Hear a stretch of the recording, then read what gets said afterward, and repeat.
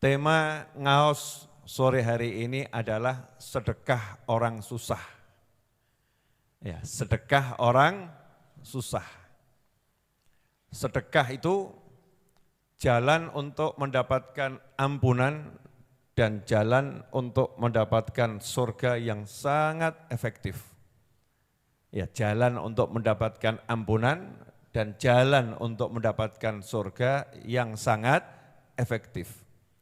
Karena salah satu jalan mudah untuk dapat surga, jalan mudah untuk dapat ampunan, maka sedekah tidak boleh dimiliki kelompok tertentu.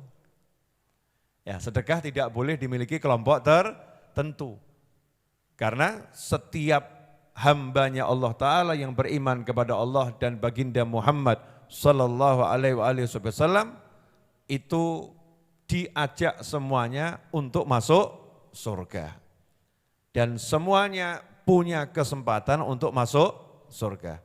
Karena itu dalam surat Al-Imran ayat 133 Allah Ta'ala mewahyukan wasari'u ila maghfiratin min rabbikum wa jannatin 'arduhas samawati wal ard uiddat lil muttaqin. Bersegeralah kalian, wasari'u. Ya, bersegeralah kalian ila maghfiratin min rabbikum, untuk mendapatkan, untuk mengambil, untuk memperoleh ampunan dari Tuhan kalian, wa jannah, dan juga mendapatkan surga yang luasnya seluas 7 lapis langit dan bumi yang Allah persiapkan untuk orang-orang yang bertakwa. Uiddat, jadi surganya sudah ada. Kalau ada orang mengatakan surga itu belum ada, ya itu salah. Kalau akidah Ahlus Sunnah wal Jamaah, surga itu sudah ada, sudah dipersiapkan untuk orang-orang yang bertakwa. Di ayat tersebut ada beberapa hal. Yang pertama, cari ampunan itu segera. Jangan tunda-tunda mendapatkan ampunan. Ya, jangan mengatakan nanti saya mau minta ampun. Nanti saya diampuni oleh Allah Subhanahu wa Ta'ala. Segera minta ampunannya Allah Subhanahu wa Ta'ala.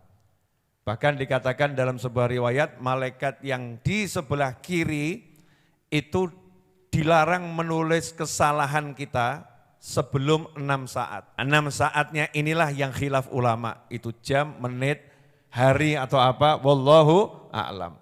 Pelajaran yang bisa kita petik, kalau kita berbuat salah, malaikat tidak langsung nulis. Ya, tidak langsung diinput ke database pusat, itu enggak.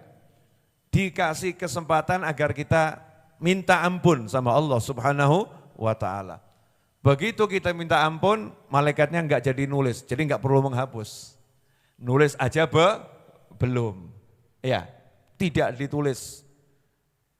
Artinya zero kesalahannya, begitu dia minta ampun pada Allah Subhanahu wa Ta'ala. Karena proses minta ampun adalah sebuah kebaikan, innal hasanat, sesungguhnya kebaikan itu menghapuskan keburukan. Jadi minta ampun itu banyak fungsinya, ya diantaranya adalah membuat malaikat enggak jadi nulis dosa kita.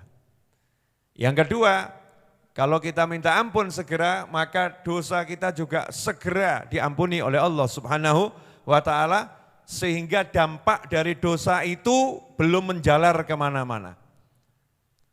Ibarat orang minum racun, kalau kelamaan resiko tertinggi mati, resiko yang biasa-biasa kena berbagai macam gagal fungsi tubuhnya, entah yang mana.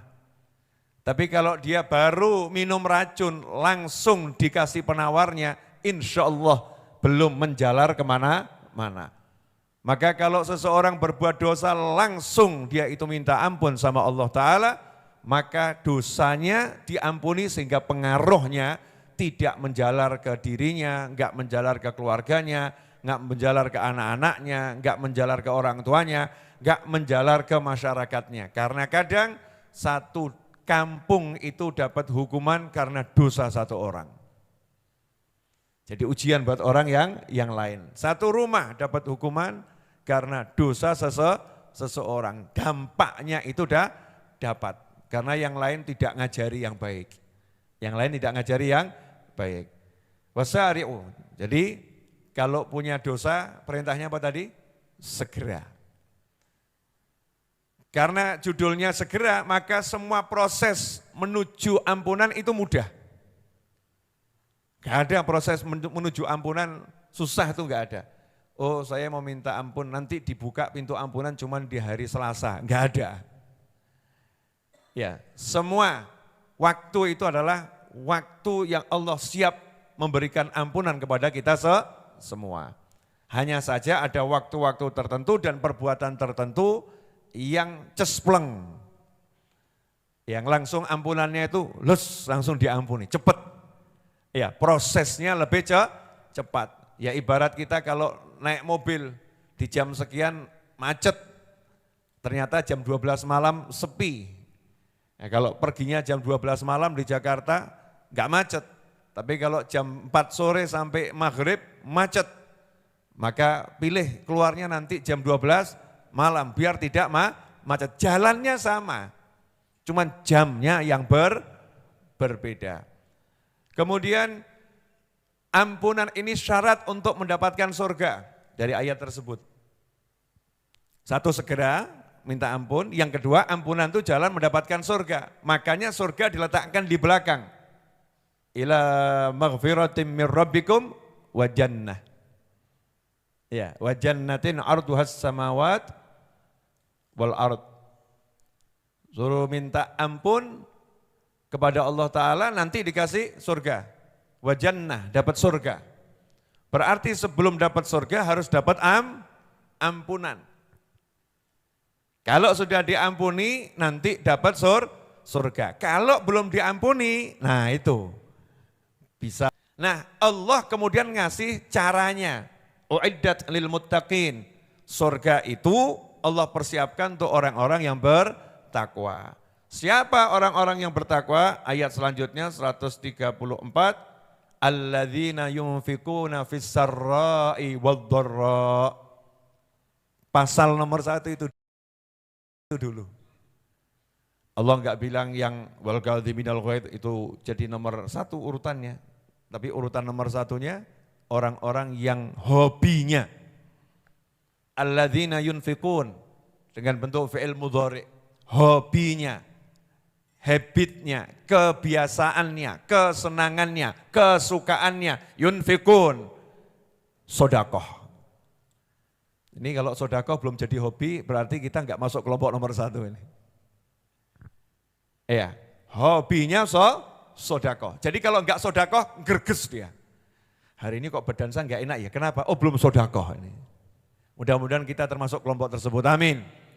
Yang hobinya sodakoh. Alladzina yunfikun, orang-orang yang senantiasa, orang-orang yang terus menerus, orang-orang yang selalu, orang-orang yang kebiasaannya, orang-orang yang kegiatannya yunfikun. Apa yang dia miliki dibagi kepada orang lain. Itu namanya infak. Ya, memberikan nafkah kepada istrinya, memberikan nafkah kepada anaknya, memberikan nafkah pada orang tuanya, memberikan nafkah kepada tetangganya. Yunfikun, yang dia miliki dia bagi kepada orang lain. Terutama nafkah yang wajib dulu dia jalankan. Hubung nyawa, ya, kemudian dapat pakaian nutup aurat, ya, udah ini harus dipenuhi ini. Wajibnya, apalagi pakai tambahan sunnah-sunnahnya. Mestinya 1 hari 1 piring sudah bisa hidup, kasih 1 hari 20 piring. Nah ini namanya lebih nilainya ya. Atau cukup kasih ruangan kontrakan 2x2, itu cukup bisa tinggal sampai meninggal dunia. Kasih rumah luasnya 200 meter, 10 lantai. Apartemen kali ya. Nah ini nilainya lebih. Senang dia ngasih pakaian, 2 pakaian cukup buat seminggu, ganti 1 3 hari, 1 3 hari, misal begitu ya. Oh ternyata dia kasih pakaian 40 pakaian di atas kewajibannya nih. Ini kan suami yang luar biasa. Allahumma ja'alna minhum amin.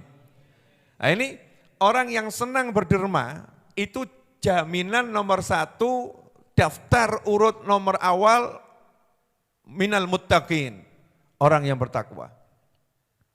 Kenapa? Karena mengeluarkan yang dimiliki, ya itu kalau enggak biasa, enggak mudah.